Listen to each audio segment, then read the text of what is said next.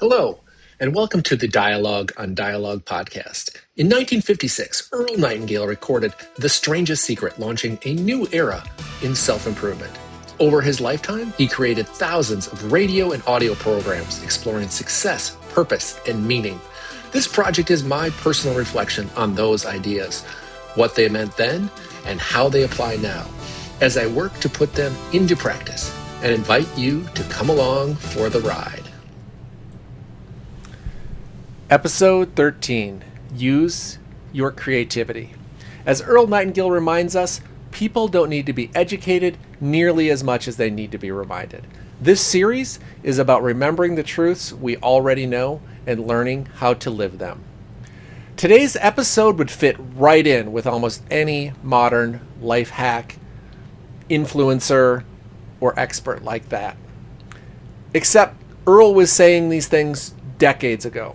This episode gives us two of the top lists and two very practical life hacks, all centered on one theme: creativity. Not as a talent you're born with, but as something you can actively cultivate.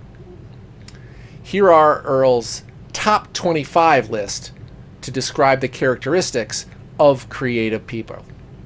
I'll run through them all quickly. 1. Drive. 2. Courage. 3. Goals. 4. Knowledge. 5. Good health. 6. Optimism. 7. Enthusiasm. 8. Honesty. 9. Judgment. 10. A willingness to take chances. 11. Outgoing or makes friends easily. 12. Dynamic, you're always in motion. 13. Persuasive. 14. Articulate. 15. You're patient with others. 16. You're impatient with yourself. 17. Perfectionist. 18. Sensitive. 19. Flexible. 20.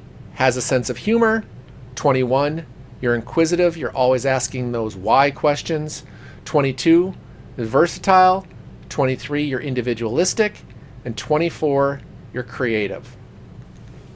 A few things that stood out to me. First, number 25. Come on, really? A little redundant. Saying that creative people are creative feels kind of like a cheat, but we'll let it slide. That's okay. Second, this doesn't just describe creative people. It describes people who are actually just crushing it at life. These traits apply far beyond artwork or inventions. They are the qualities of engaged, effective, growing human beings. And finally, and maybe this is most important, I only counted 24 on his top 25 list, and I listened to this multiple times. It's not there.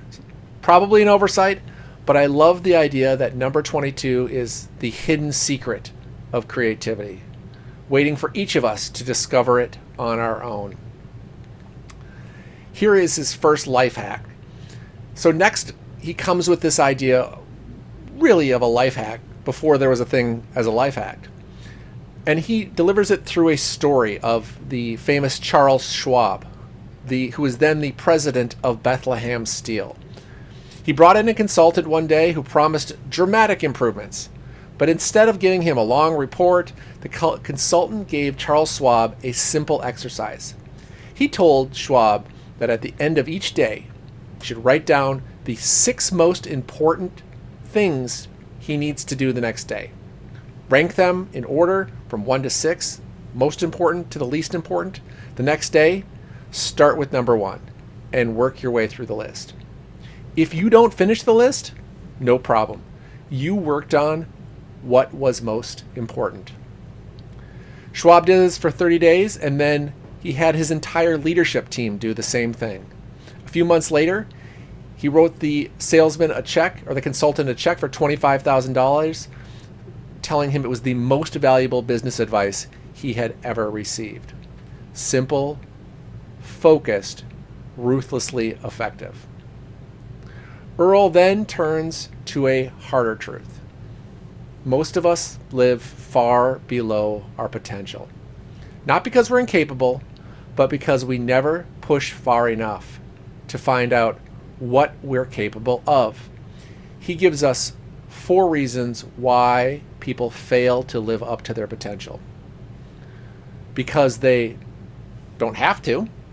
Because they're doing about as well as the next guy. Because they use average as their standard for success. And finally, because they don't realize how much more they have to give. This last one really hit me the hardest. We underestimate ourselves.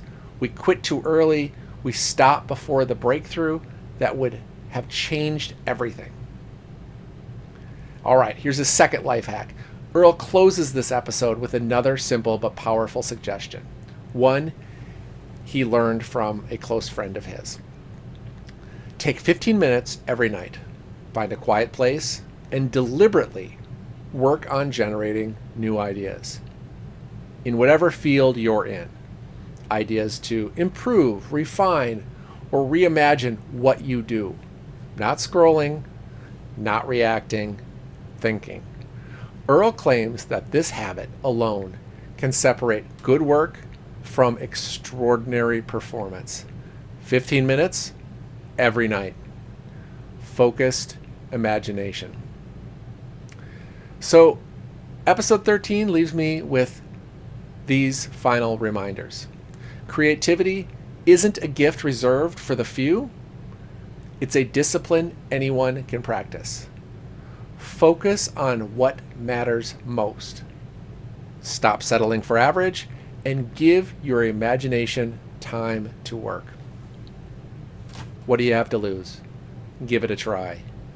Until next time, remember, the answers are older than we are and just as relevant today.